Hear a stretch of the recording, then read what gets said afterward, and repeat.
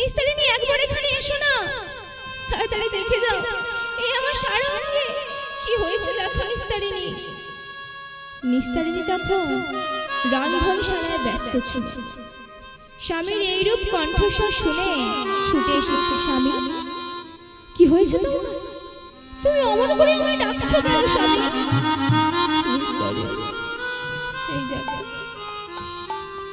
আমার সারা গায়ে এগুলো কি হয়েছে দেখো নিস্তারিণী। দেখি ওমা, এই যে বড় বড় ফোসকা গো, কি হয়েছে তোমার? দাঁড়াও দাঁড়াও, আমি কবিরাজ কাকাকে ডেকে আনি। নিস্তারিণী তাড়াতাড়ি করে কবিরাজ ডেকে এনেছে। কবিরাজ কাকা, ভালো করে দেখুন তো আমার স্বামীর কি হয়েছে। কবিরাজ একবারে মাত্র দেখেই ছুটে ঘরের বাইরে বেরিয়ে এসেছে। কি হলো কবিরাজ কাকা, আপনি দেখলেন না যে? দেখেছি মা। তো বলুন আমার স্বামীর কি হয়েছে? দেখো মা, তুমিও স্ত্রী, ওর সহধর্মী, তাই তোমার কাছে কিছু গোপন করব না। তোমার স্বামীর সর্বঙ্গে কুষ্ঠ দেখা দিয়েছে।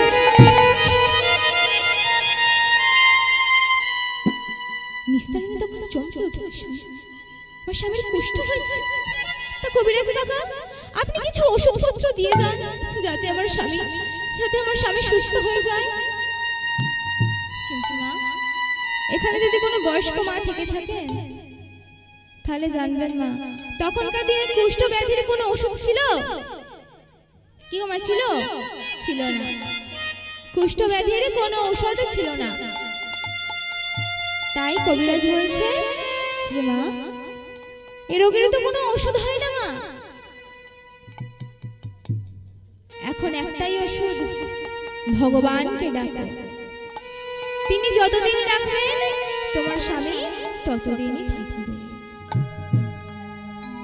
চলে গেল কবিরাজ। তখন নিস্তারিণী বলছে, স্বামী সবই তো নিজে কানে শুনবে, কি এমন অপরাধ করেছো যে তোমার সর্বাঙ্গে কুষ্ঠ রোগ হলো? এই কুষ্ঠ তোমার যার তার গঙ্গে হয় না। ভগবান চরণে অপরাধ করলে, বৈষ্ণব চরণে অপরাধ করলে তবেই তার এই কুষ্ঠ ব্যাধি হয়। তাই নিস্তারিণী বলছে, স্বামী কি এমন অপরাধ করেছো যে তোমার সর্বাঙ্গে গলিত কুষ্ঠ ব্যাধি হলো? ভালোই হলো, অনেকদিন থেকেই ভাবছিলাম বাপের বাড়ি বেড়াতে যাব। এখন দেখছি আর বেড়াতে যেতে হবে না, একেবারে লোটা কম্বল গুটিয়ে নিয়ে চলে যাব বাপের বাড়ি। বলছে, নিস্তারিণী তুমি আমাকে ছেড়ে চলে যাবে? নিস্তারিণী তুমি আমায় ছেড়ে যেও না নিস্তারিণী। বলে, থামো, চলে যাবো না তো কি করবো?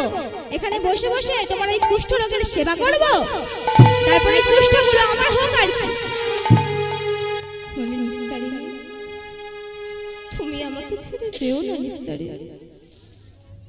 তুমি যদি আমাকে ছেড়ে চলে যাও তবে কে দেবে আমায়? ক্ষুধায় দুটো অন্ন, পিপাসায় একটু জল, কে দেবে আমায় নিস্তারিণী? তুমি আমাকে ছেড়ে যেও না নিস্তারিণী। নিস্তারিণী ভাবছে, শত হলেও তো স্বামী, এই অসময়ে যদি তাকে ছেড়ে চলে যায় তাহলে লোকেই বা কি বলবে? এই সমাজের কাছে কতই না কুকথা শুনতে হবে। তাই নিস্তারিণী বলছে, ঠিক আছে বেশ, আমি যাব না বাপের বাড়ি, তবে আমার একটা শর্ত আছে। দেখো, স্বামীর অসুখে স্ত্রী তার পাশে থাকবে, তাতেও শর্ত। বলছে, বলো কি শর্ত? বলে, আজ থেকে আমি যা বলবো তোমাকে তাই শুনতে হবে। তো বেশ নিস্তারিণী, তুমি যা বলবে আমি তাই শুনবো। তুমি বলো নিস্তারিণী আমাকে কি করতে হবে? আজ থেকে এই ঘরে আর একসঙ্গে থাকা যাবে না, এই ঘরে তোমার আর থাকা হবে না। তাহলে কি বললে? আমার ঘর আর আমি থাকতে পারবো না? বলছে তুমি কিন্তু বলেছো যে আমি যা বলবো তুমি তাই শুনবে। বেশ তবে বলে দাও, তবে বলে দাও আমি কোথায় থাকবো?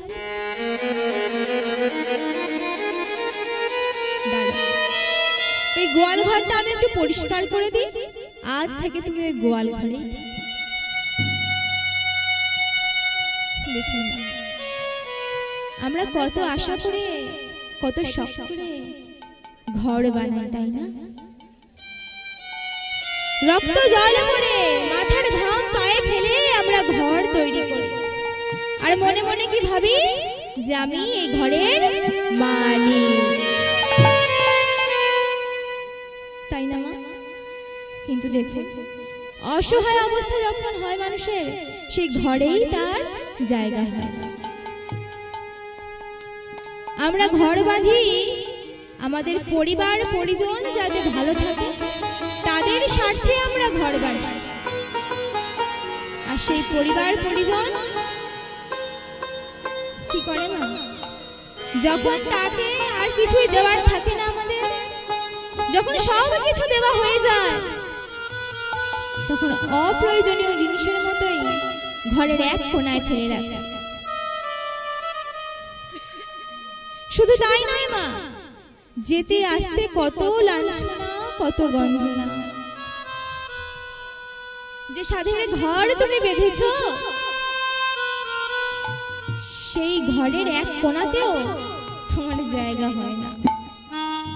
তাই দেখুন না মা, আজ কত বৃদ্ধ বাবা মা তারা বৃদ্ধাশ্রমে আছে, পথে ঘাটে ফুটপাতে কত বাবা মারা পড়ে রয়েছে, স্টেশনে তাদের বসিয়ে রেখে দিয়ে চলে যায় তার বাড়ির লোকেরা।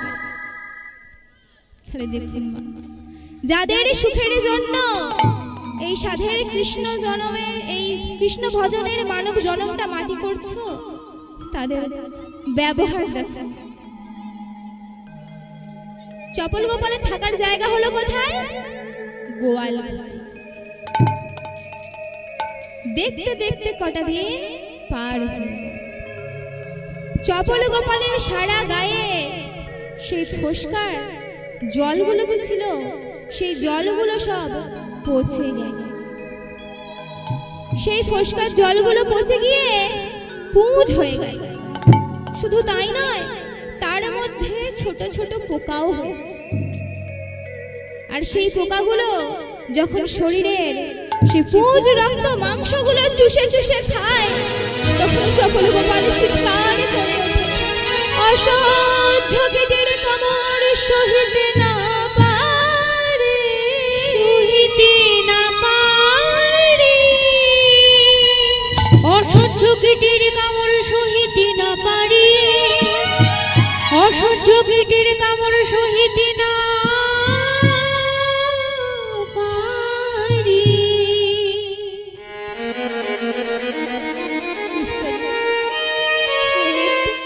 একটু জল দেবে নিস্তারিণী, একটু জল দেবে, একটু জল খাবো। নিস্তারিণী তাড়াতাড়ি করে স্বামীর জন্য জল নিয়ে এসেছে। কিসে করে জানেন না? কিসে করে নিয়ে এসেছি জানেন? একটা নারকেলের মালায় করে।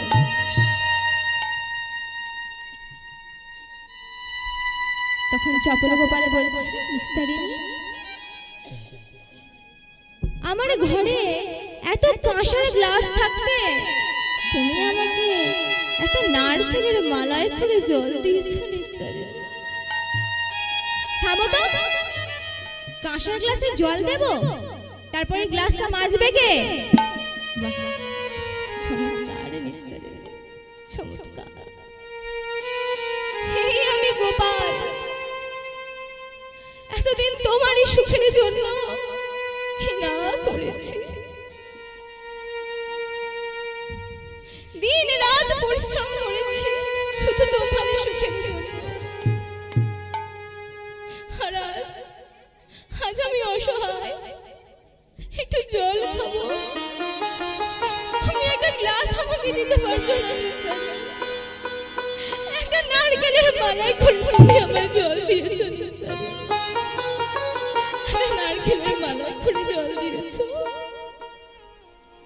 দেখুন আমরা এই জীবনে কত অহংকার করি। এই ঘর আমার, এই বাড়ি আমার, এই গাড়ি আমার, টাকা আমার, সন্তান আমার, বাবা আমার, মা আমার, সব কিছু আমার, সব কিছু আমার।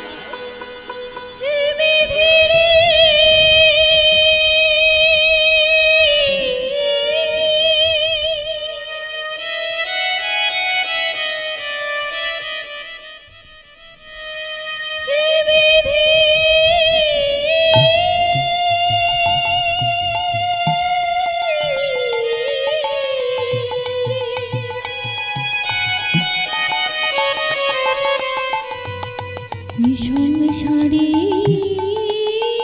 আমি কার জন্য করেছি এসবই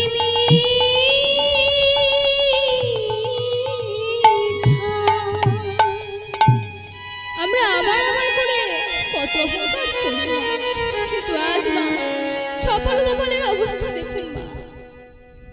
আজ পিপাসা একটা পাত্র পর্যন্ত সে পাচ্ছে না জল খাবে, একটা নারকেলের মালায় করে তাকে জল দিচ্ছে। দেখুন মা, সংসারে আপনি যার জন্য খেটে খেটে মরছে, যাদের সুখের জন্য সবটুকু সময় তাদের দিয়ে দিয়েছেন, আমার গৌর চরণে যাদের জন্য আমরা একটু সময় দিতে পারি না, সেই পরিবার পরিজন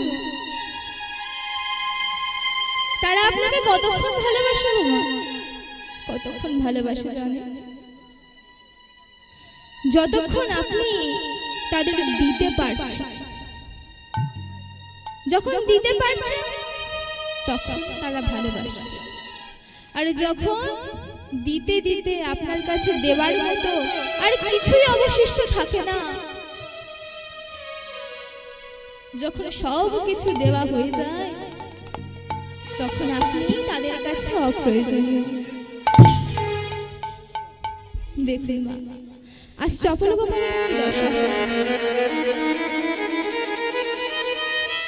আজ চপল গোপাল নিস্তারিণীকে বলছে, নিস্তারিণী আজ আমার এই অসময়ে তোমার এই ব্যবহার দেখে আমার কি মনে হচ্ছে জানো?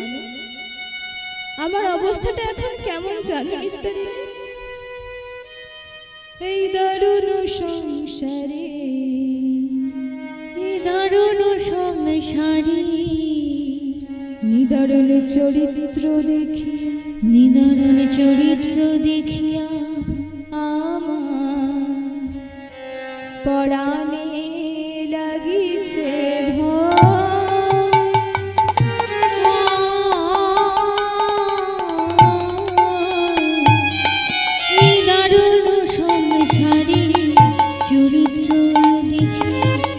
পরাণে লাগিছে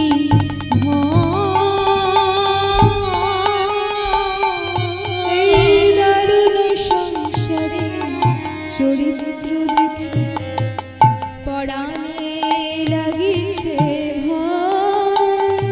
আমি কলিকাল সাপের শুতিয়া রয়েছি, আমি কলিকাল সাপের মুখে শুতিয়া রয়েছি, কাল সাপের মুখে শুতিয়া রয়েছি, কলিকাল সাপের মুখে শুতিয়া রয়েছি। না জানি কখন কি হয়, আমার না জানি কখন কি হয়।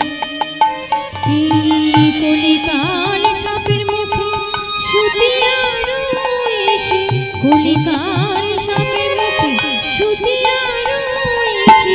না জানি কখন কি হয় ঠাকুর, না জানি কখন কি হয়। মনেরও ভরমে ওরিরে সেবিন, মনেরও ভরমে করিনি সেবিন, মনেরও ভরমে ওরিরে সেবিন, মনেরও ভরমে করিনি সেবিন। তেজিয়া বান্ধব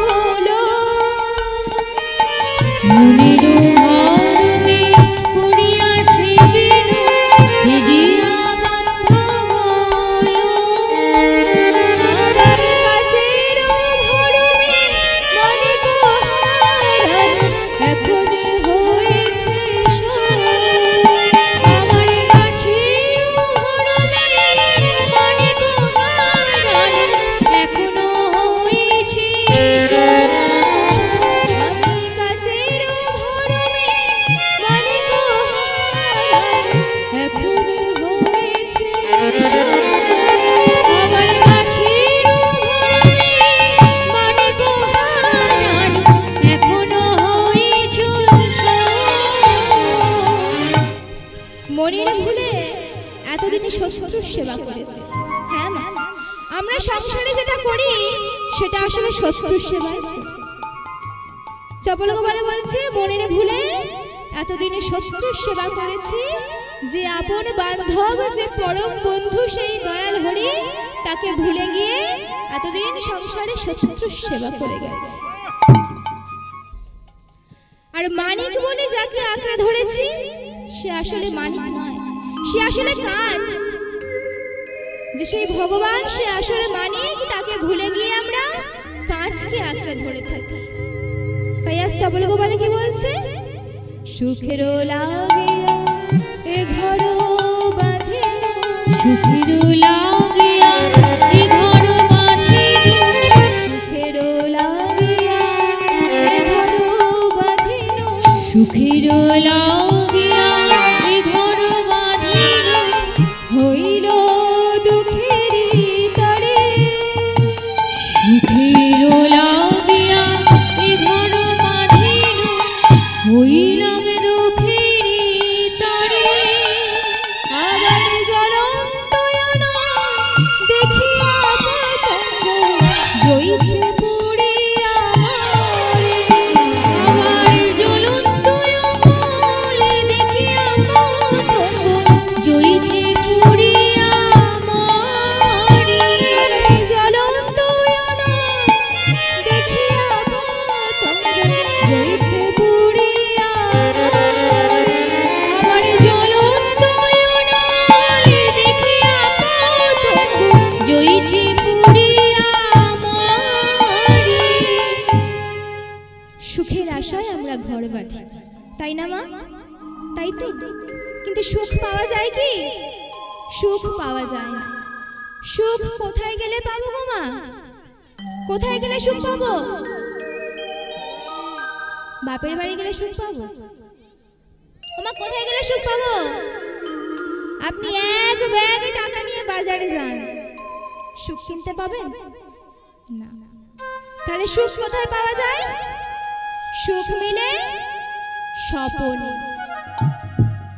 স্বপ্নে আমি অনেক কিছু দেখতে পারি, রাজাধিরাজ হয়ে গেছি, অনেক টাকা পয়সা, অনেক ভালো ভালো খাচ্ছি, ঘুরছি। স্বপ্নে সুখ হতে পারে। আর শান্তি, শান্তি কোথায় গেলে পাওয়া যায় গো মা? হ্যাঁ, মায়েরা ঠিক জানে, সব উত্তর দিচ্ছে। শান্তি মিলে শ্মশানে। লোক বলে না, না মরলে আর শান্তি নেই। শান্তি মিলে শ্মশান, সুখ মিলে স্বপনে, আর শান্তি মিলে শ্মশান। আমরা সুখের আশায় ঘর বাঁধি, সংসার করি। সংসারটা হলো দুঃখের সাগর। দুঃখের সাগরে আমরা সুখ খুঁজে বেড়াই। সুখ পাবো? সুখ পাবো না।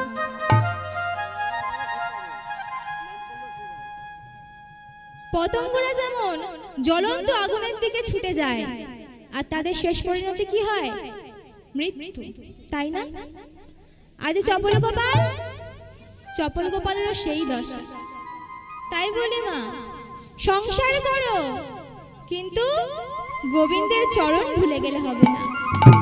সংসারে থেকে মা গোবিন্দের নাম করতে হবে, গোবিন্দ চরণ ভুলে গেলে হবে না। রাধা রানীও কিন্তু মা সংসার করেছিলেন, কিন্তু তার মনটা ছিল গোবিন্দের চরণে। হরি বল, হরি বল, হরি বল। তাই সংসার করো, কিন্তু সংসারটাকে সার করে ফেলো। আমার গোবিন্দকেও সময় দাও, আমার গৌরহরিকেও সময় দাও। আজ চপল গোপালের কি দশা?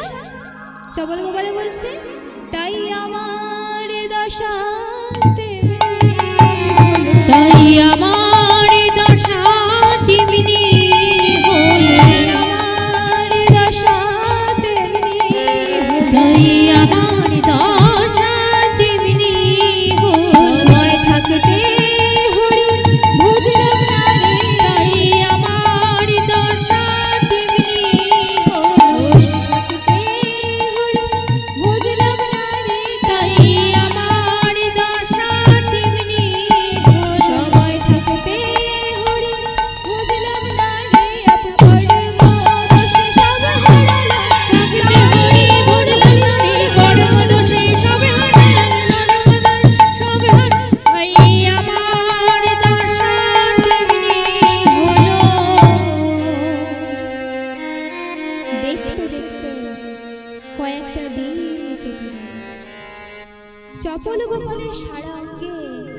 ঘা হয়ে গেল।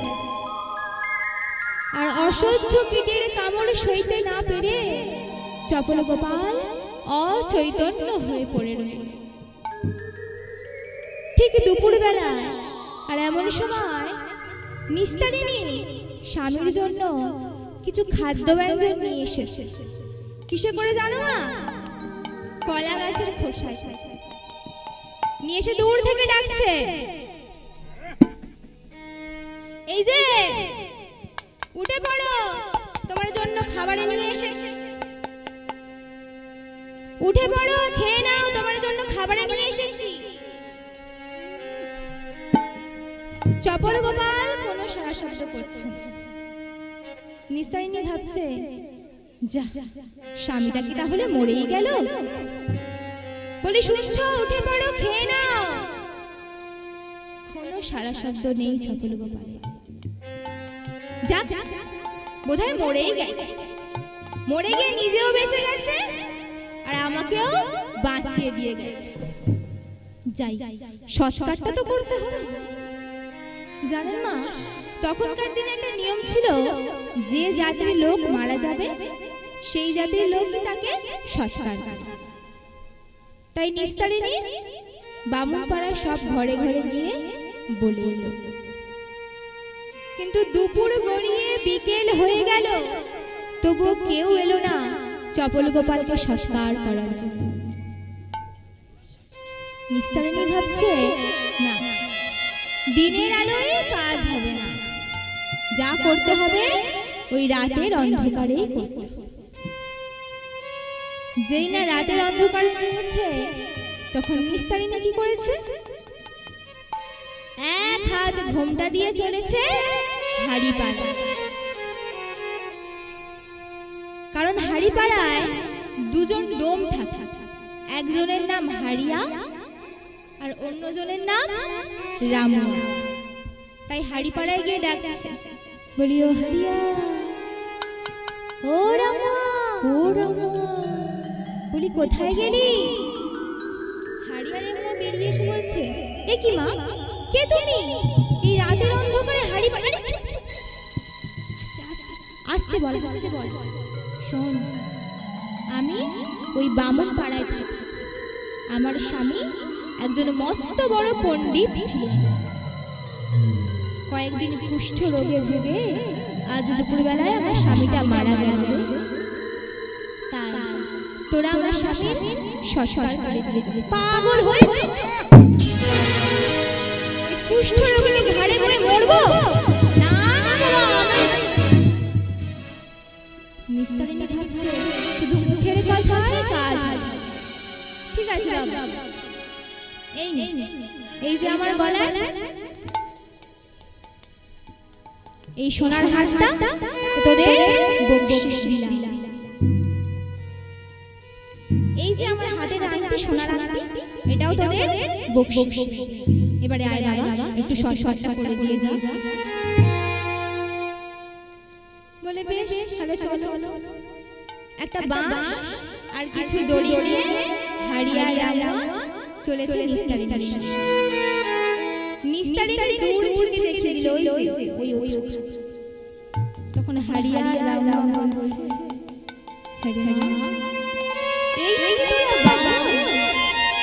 এই তোদের প্রতিভক্তি, স্বামীটা মারা গেছে, গোয়াল ঘরে রেখে দিয়েছিস। তখন রামা বলছে, ওসব ছাড়, আমাদের ওসব জেনে কি হবে, আমরা যেটা করতে এসেছি সেইটা করছি। এবারে যেই না চপল গোপালকে তুলতে গেছে,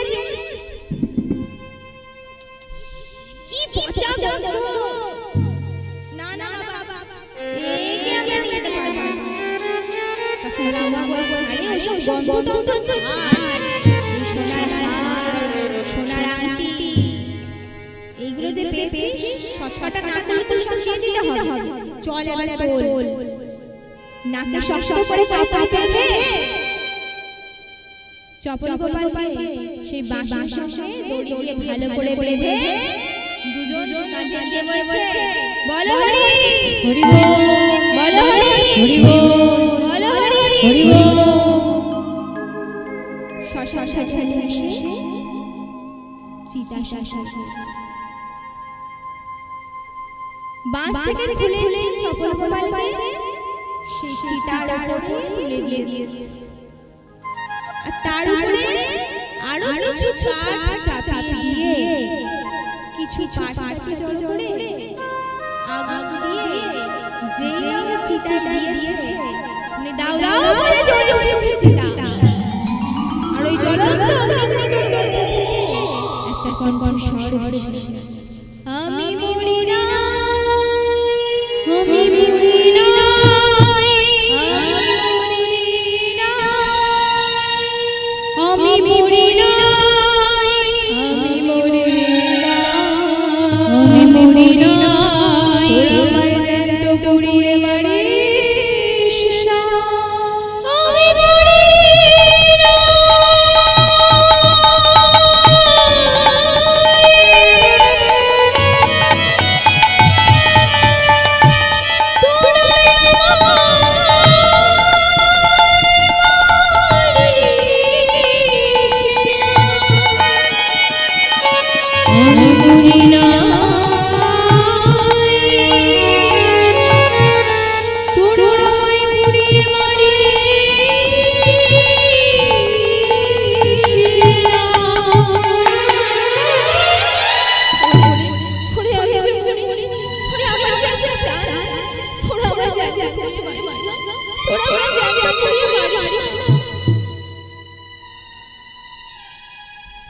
তখন তারা বলছে ভূত ভূত ভূত ভূত ভূত।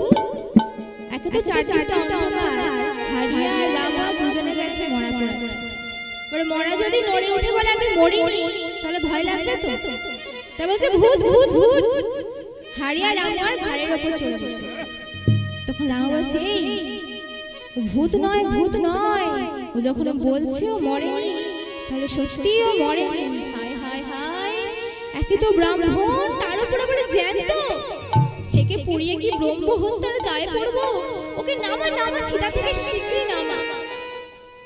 তাড়াতাড়ি করে মা কাঠ সরিয়ে চপল গোপালকে চিতা থেকে নামিয়েছে।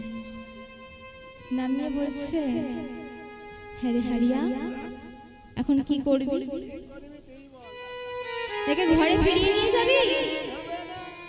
তাহলে তো হাড় আংটি সব ফেরত দিয়ে দিতে হবে। তাহলে এখন কি করবি?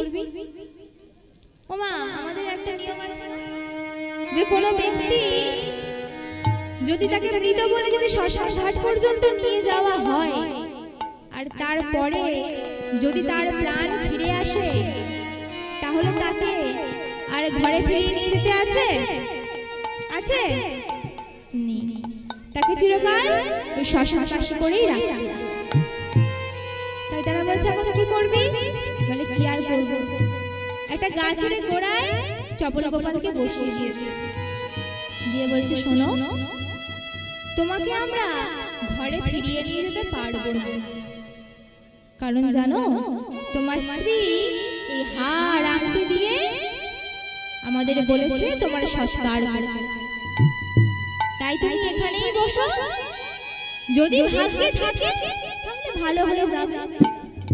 আমরা তাহলে যাই।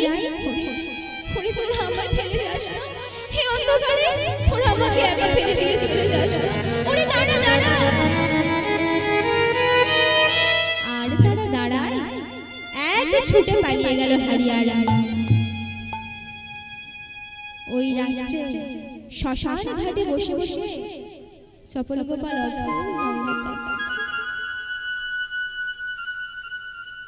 আর এতদিন কোনোদিন যা বলিনি, আজ তাই বলছে। হাত দুটো উপরের দিকে তুলে বলছে হায় হায়, আজ আমার পাশে কেউ নেই। একদিন আমার সকলেই ছিল, আমার সবাই ছিল, আর আজ আমার অসময় কেউ না। বলো রে পাপি